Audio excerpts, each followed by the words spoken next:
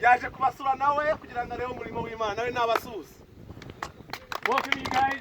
I am so glad that you are here. Nishimiye cyane kuba muri hano. This is an answer to prayer to visit you. Iki ni igisubizo cy'amasengesho kubasura. I'm excited about the games in your life.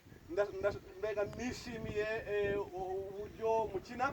But I'm excited about the Lord and the Word in your life. Ariko icyishimisha cyane ni ijambo ry'Imana na Kristo mu buzima bwanyu. Thank you for welcoming us. Murakoze cyane. Twakiriya Scotland, Steve and Mike. Would you please come? Steve is a father to Mike. My son, my baby. You know muhungu we. You